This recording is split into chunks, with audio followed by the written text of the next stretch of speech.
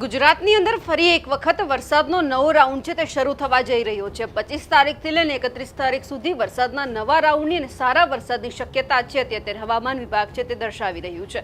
પરંતુ સાથે સાથે કયા વિસ્તારની અંદર આ સારામાં સારો વરસાદ પડવાનો છે તેમની વાત કરવી છે, કારણ કે અત્યાર સુધી આપણે જોયું કે કચ્છ અને જે ઉત્તર ગુજરાત છે તે સાવ કોરા હતા। માત્ર અમુક પંથક એવા હતા કે જ્યાં થોડો ઘણો આપણને વરસાદ દેખાયો, બાકી હજુ પણ ખેડૂતો છે વરસાદની રાહ જોઈને બેઠા છે। હવે આજે ચર્ચા કરવી છે કયા જિલ્લાની અંદર વરસાદ પડવાની સંભાવના છે। નમસ્કાર, આપ જોઈ રહ્યા છો નિર્ભય ન્યૂઝ અને હું છું આપની સાથે રિદ્ધિ। વેધર અપડેટમાં આજે વાત કરીએ કે જે બંગાળની ખાડીની અંદર જે સિસ્ટમ સક્રિય થઈ છે એ હવે ધીમે ધીમે ક્યાંક ઉત્તર પૂર્વ જે ભારત છે તે ક્યાંક હવે લંબાઈ રહી છે, એટલે કે એમનો જે ટ્રપ છે એ ધીમે ધીમે ફંટાશે અને એ જ પછી છે તે ગુજરાતને ક્યાંક અસર કરવાનો છે। એટલે કે ઉત્તર ગુજરાત, મધ્ય ગુજરાત અને કચ્છના જેટલા પણ વિસ્તારોમાં વરસાદ નથી એ તમામ વિસ્તારોની અંદર વરસાદ છે તે પડવાની સંભાવના છે। અત્યાર સુધી જોયું કે જ્યારથી ચોમાસાની શરૂઆત થઈ હતી ત્યારથી ધીમે ધીમે ચોમાસું છે દક્ષિણ ગુજરાત તરફ થઈ અને આગળ વધતું હતું। ક્યાંક દક્ષિણ ગુજરાતમાં જોયું કે ચોમાસું નિષ્ક્રિય પણ બન્યું, પણ હવે જે આ ચોમાસું છે આખા ગુજરાતની અંદર જવાનું છે। એટલે વાત કરી લઈએ કે આજની પરિસ્થિતિની જો સૌથી વધારે વાત કરીએ તો દક્ષિણ ગુજરાતની આપણે પરિસ્થિતિ જોઈ રહ્યા છીએ કે જ્યાં રેડ એલર્ટ સાથે અતિ ભારે વરસાદની સંભાવના છે તે વ્યક્ત કરવામાં આવી છે। સૌથી પહેલા આપણે વિસ્તારોની વાત કરીએ, વાપી છે, વલસાડ છે, જે દાદરા નગર હવેલી, દમણ છે, ત્યાં બધે જ આપણને ભારેથી અતિ ભારે વરસાદ છે તે દેખાઈ રહ્યો છે। પરિસ્થિતિ તમે પણ જોઈ રહ્યા છો કે અત્યારે કઈ રીતે વરસાદ પડી રહ્યો છે। સાથે સાથે જો ઉપર જઈએ તો નવસારી પંથકની વાત કરીએ, ડુમસ છે, સુરતની અંદર પણ આ વરસાદની સંભાવના દેખાઈ રહી છે। વાલોડ છે, વ્યારા, માંડવી, કીમ, આ બધા વિસ્તારોની અંદર આજે વરસાદની શક્યતા વધારે દેખવામાં આવી રહી છે। ભરૂચ, દેડિયાપાડા, રાજપીપળા આ તમામ પંથકોમાં હળવોથી મધ્યમ વરસાદ છે, ત્યાં અતિ ભારે વરસાદની સંભાવના નથી। વડોદરા પંથકની અંદર પણ આપણને મધ્યમ વરસાદ દેખાઈ રહ્યો છે। અમદાવાદની જો વાત કરીએ તો સવારથી આપણને વાદળછાયું વાતાવરણ છે તે દેખાઈ રહ્યું છે, પણ કોઈ અતિ ભારે વરસાદની સંભાવના નથી। સવારથી લઈને અત્યાર જોયું તો કે એટલું બધું વાદળછાયું વાતાવરણ હતું કે એવું લાગે છે કે વરસાદ આવશે, એટલે કે સાંજ સુધીમાં ત્યાં પણ વરસાદની શક્યતા છે તે દેખાઈ રહી છે। હવે વાત કરીએ ઉત્તર ગુજરાતની કે જ્યાં આપણને છેલ્લા લાંબા સમયથી વરસાદની રાહ જોઈ રહ્યા છે। મહેસાણા પંથકની અંદર હળવોથી મધ્યમ વરસાદ છે, પરંતુ જે ઉત્તર ભારતનો એટલે કે ઉત્તર ગુજરાતનો જે આ ભાગ છે ત્યાં કોઈ જ વરસાદની સંભાવના નથી। કચ્છ વિસ્તારની અંદર પણ કોઈ જ વરસાદની સંભાવના વ્યક્ત કરવામાં નથી આવી। આ જ વરસાદ જો સૌરાષ્ટ્ર પંથકમાં જોઈએ તો દરિયા કિનારાના જેટલા પણ વિસ્તારો છે ત્યાં હળવોથી મધ્યમ વરસાદ છે। પોરબંદર, વેરાવળ, મહુવા, ભાવનગર આ વિસ્તારોમાં હળવોથી મધ્યમ વરસાદ પડી રહ્યો છે। દિવસ દરમિયાનની જો વાત કરીએ તો આપણે લગભગ અત્યારે 5-6 વાગ્યાની જો વાત કરીએ તો આપણને થોડો વરસાદ છે એ ઉત્તર ગુજરાત તરફ દેખાઈ રહ્યો છે। એટલે કે ઉત્તર ગુજરાતના જે થરાદ છે, વાવ, બનાસકાંઠા, ભાભર આ બધા જ વિસ્તારોમાં આપણને સામાન્ય વરસાદ દેખાઈ રહ્યો છે। પાલનપુર, થરાદ એટલે કે ઉત્તર ગુજરાતની અંદર જેટલા પણ અત્યાર સુધી ખેડૂતો રાહ જોઈને બેઠા હતા એમને હવે આ વરસાદ છે તે મળવાનો છે। મહેસાણા પંથકની અંદર પણ હળવોથી મધ્યમ વરસાદ છે। અમદાવાદની અંદર હળવોથી મધ્યમ વરસાદ છે, પણ ખાસ કરીને પરિસ્થિતિ વાપીની અંદર થોડી વધારે બગડતી દેખાઈ રહી છે, કારણ કે વાપી, વલસાડ, ખેરગામ જ્યાં બધા જ ચીખલી વિસ્તાર છે ત્યાં આપણને ભારેથી અતિ ભારે એટલે કે રેડ એલર્ટ સાથે વરસાદની આગાહી કરવામાં આવી છે સાંજના 5 થી 6 વાગ્યા દરમિયાન। આ સાથે સાથે હજુ પણ જે વધારે વરસાદની સંભાવના છે તો એ છે ભરૂચ અને રાજપીપળાના જેટલા પણ પંથકો છે તેમાં આપણને જે પાલેજ, રાજપીપળા અને ભરૂચ આ વિસ્તારોમાં ભારે વરસાદની સંભાવના દેખાઈ રહી છે। બાકી સૌરાષ્ટ્ર પંથકમાં હળવોથી મધ્યમ વરસાદ છે। કચ્છની અંદર રાપર બાજુના જેટલા પણ વિસ્તારો છે ત્યાં વરસાદ દેખાઈ રહ્યો છે, બાકી સૌરાષ્ટ્ર પંથકમાં કોઈ જ વરસાદ નથી। હવે વાત કરી લે કે જે બંગાળની ખાડીની અંદર જે સિસ્ટમ સક્રિય થઈ છે એ જે હવે ધીમે ધીમે ઉત્તર ભારત તરફ એટલે કે જે પૂર્વનો વિસ્તાર છે ત્યાં જઈ રહી છે। એટલે આપણને દેખાઈ રહ્યું તો થોડા સમય પહેલા અહીંયા જોયું હતું કે સિસ્ટમ સક્રિય થતી હતી એ હવે ધીમે ધીમે ઉપર આવી રહી છે। એટલે કે જે આ બધા જ પવનો છે ભોપાલ, મધ્યપ્રદેશ તરફ ભેગા થઈ રહ્યા છે, એટલે કે એનો ટ્રપ છે એ ધીમે ધીમે અલગ અલગ વિસ્તારમાં ફંટાઈ રહ્યો છે।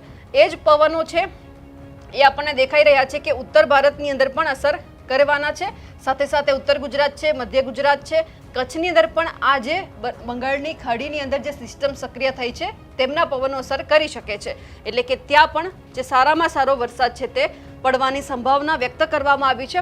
સાથે સાથે હવે આજે 22 તારીખ થઈ છે, 25 તારીખથી જે વરસાદનો નવો રાઉન્ડ શરૂ થવાનો છે, એટલે કે 3 દિવસ પછી ગુજરાતની અંદર સાર્વત્રિક મેઘમહેર થવા જઈ રહી છે। અને લગભગ અમુક વિસ્તાર તો એવા છે કે જ્યાં 8 થી લઈને 10 ઇંચ સુધી વરસાદની શક્યતા પણ વ્યક્ત કરવામાં આવી છે. ઘણા વિસ્તાર એવા છે કે 10 ઇંચ કરતાં પણ વધારે વરસાદ પડે. એટલે કે આ વખતે જે ખેડૂતો રાહ જોઈને બેઠા હતા કે અમુક વિસ્તારમાં વરસાદ આવે છે, અમુકમાં નથી આવતો, પરંતુ આ વખતે સાર્વત્રિક મેઘમહેર થવાની શક્યતા છે. સાથે સાથે જે હવામાન વિભાગ છે તેમના દ્વારા જે આગાહી કરવામાં આવી છે તેમની સૌથી પહેલા વાત કરી લઈએ તો રેડ એલર્ટ એટલે કે અત્યંત ભારે વરસાદ સાથે આપણને દેખાઈ રહ્યું છે. જે નવસારી છે, વાપી છે, દમણ, દાદરાનગર હવેલી આ બધા વિસ્તારોની અંદર રેડ એલર્ટ સાથે અત્યંત ભારે વરસાદની સંભાવના છે. અતિ ભારે વરસાદ છે તો સુરત, તાપી, ડાંગ, નર્મદા, છોટાઉદેપુર, પંચમહાલ, દાહોદ, મહીસાગરની અંદર જ્યાં ઓરેન્જ એલર્ટ આપવામાં આવ્યું છે. એટલે કે ભારેથી અતિ ભારે વરસાદની સંભાવના છે આટલા વિસ્તારોમાં દેખાઈ રહી છે. આ સાથે છૂટાછવાયા સ્થળોએ ભારે વરસાદ તો કે જે યલો એલર્ટ આપવામાં આવ્યું છે અમદાવાદ, ગાંધીનગર, ખેડા, આણંદ, વડોદરા, ભરૂચ અને સાબરકાંઠા ત્યાં આપણને ભારે વરસાદની શક્યતા છે. એટલે કે રેડ એલર્ટ સાથે અત્યંત ભારે વરસાદ, છૂટાછવાયા સ્થળોએ ભારેથી અતિ ભારે વરસાદ, ઓરેન્જ એલર્ટ સાથે અને યલો એલર્ટ સાથે ભારે વરસાદની સંભાવના છે. નો વરીઝ એટલે કે જે આખા મેપની અંદર તમે જે ગ્રીન ઝોન જોઈ રહ્યા છો ત્યાં કોઈ જ વરસાદની સંભાવના નથી. માત્ર હળવાથી મધ્યમ વરસાદની સંભાવના છે.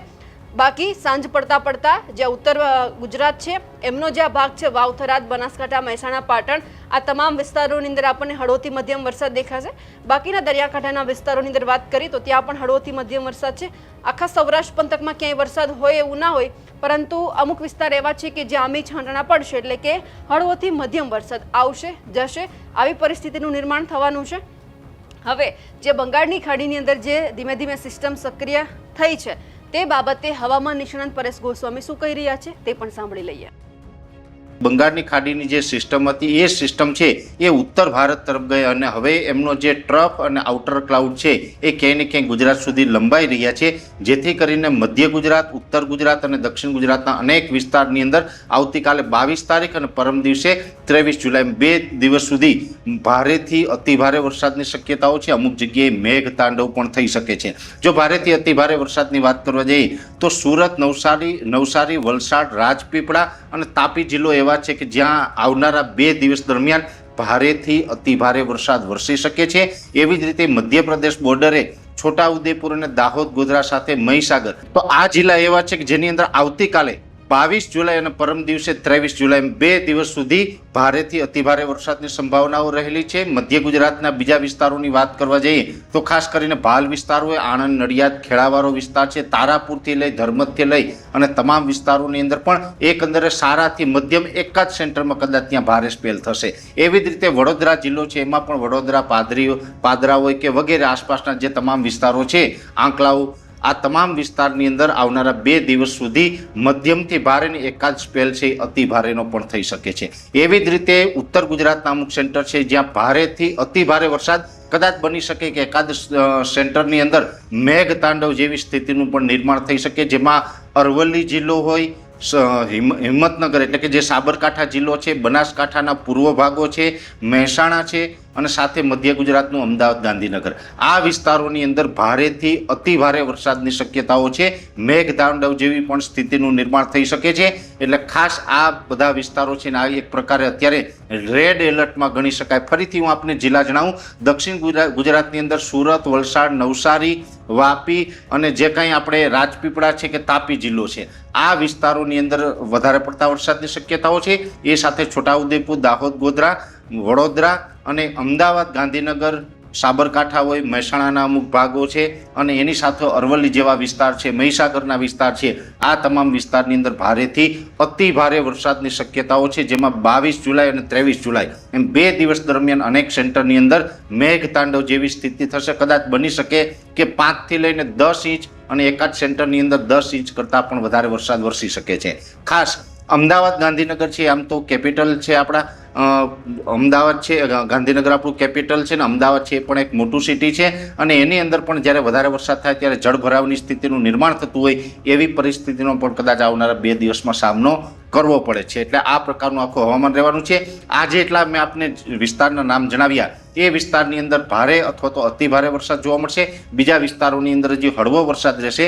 જેમ જેમ સિસ્ટમ છે એ નજીક આવતી જશે એમ પછી આપણે વરસાદના વિસ્તારો અને વરસાદની તીવ્રતામાં વધારો થતો જશે. પણ અત્યારે બીજા વિસ્તારોમાં હળવા કે મધ્યમ વરસાદ હશે, પણ જેટલા નામ જણાવ્યા એટલા વિસ્તારોએ સાવચેત રહેવાની જરૂર છે. એવા ભારેથી અતિ ભારે વરસાદનું અનુમાન અત્યારે દેખાઈ રહ્યું છે. તમારા વિસ્તારમાં અત્યારે કેવો વરસાદ પડી રહ્યો છે કમેન્ટ કરીને ચોક્કસથી જણાવજો અને અમારી નિર્ભય ન્યૂઝ ચેનલને લાઇક, શેર અને સબસ્ક્રાઇબ કરવાનું ભૂલશો નહીં. નમસ્કાર.